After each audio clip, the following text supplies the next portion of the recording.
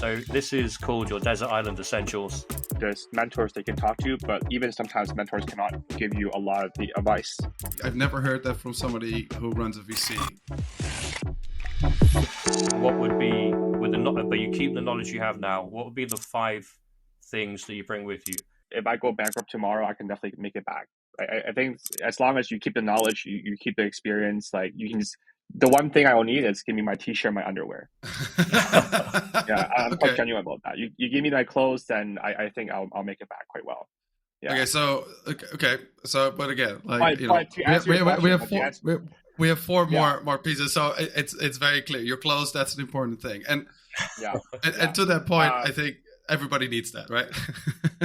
Yeah. There's a couple of books I think, if you're referring to like things I think are really, really good, and that, at various different life, I guess, part of your station, different your entire life, it helps a lot. One of them is, I'm a big fan of actually modern philosophy. So one of them is The Prince by Niccolo Machiavelli. Right. Okay. Yeah. And I read that book a couple of times. And I read it in high school. I read it philosophy is interesting because philosophy answers a lot of questions that a lot of people cannot usually give a response to. As you progress in the business world, there's mentors they can talk to, but even sometimes mentors cannot give you a lot of the advice, or proper advice. And so you go to books, but then of all the categories in books, it's generally, I think, the most extreme case is religion. But, generally within religion, I think philosophy, especially modern philosophy, is a very practical approach to solving problems and perspective on life. And so a lot of problem solving and a lot of understanding of things that the book from The Prince talks about can be really applied to the business world a lot more than people expect. Yeah. It's like in the East, there's like the art of war, and in the West, there's the Prince. Actually, the irony is he himself actually wrote in a book called The Art of War, which is exactly the same title, but it's published at a different time frame, different year. If you didn't know that, yeah. So that's your number 2. What's your number 3? I'm not gonna make it as easy. My laptop. My laptop. You got to give me a laptop, right? My laptop, my Wi-Fi, right? Unlimited satellite Wi-Fi. Like those are important, right? You got to be connected to the world, right? You got to be like, this is all about like making money. It's all about digital, everything is digital in today's world. Yeah. So you got to have laptop and all these things, communication, Wi-Fi. That's important. That counts as 2, right?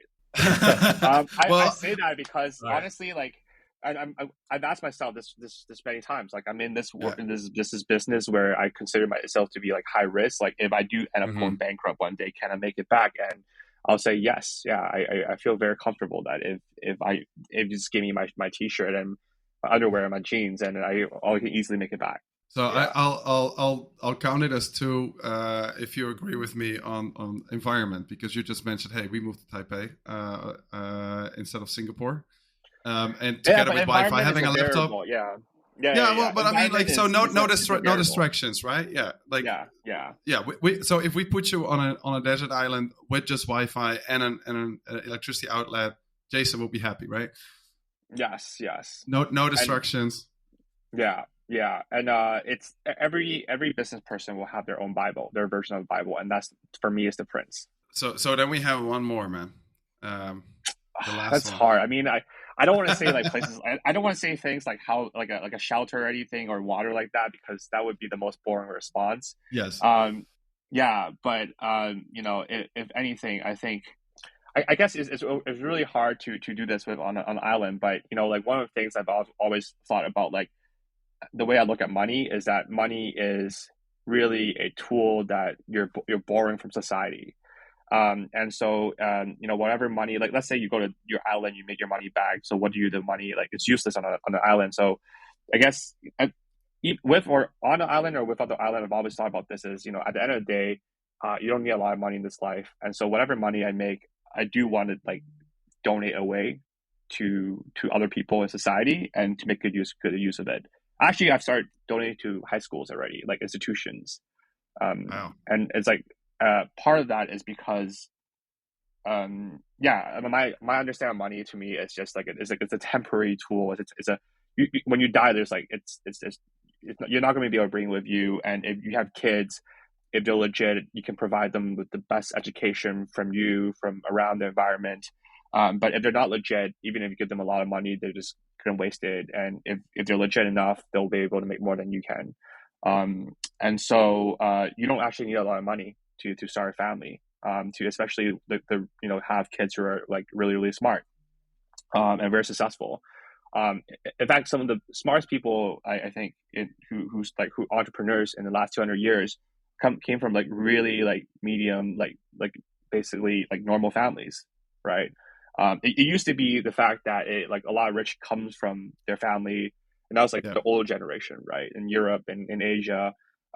But even in Asia today, it's becoming less and less of a thing. And so my fifth item is that if there's a way that we can send that money out and distribute that money out, that would like ultimately there'll be use for existent. Like there'll be a meaningful purpose for making money. That's cool. I will say this. I think I've never heard that from somebody who runs a VC, like that take on money, and I love it. No, I think it's great. Like Jason, I come from part of the VC is part of this job. Like VC is just giving money, right? And so if you make more money, you give more money away.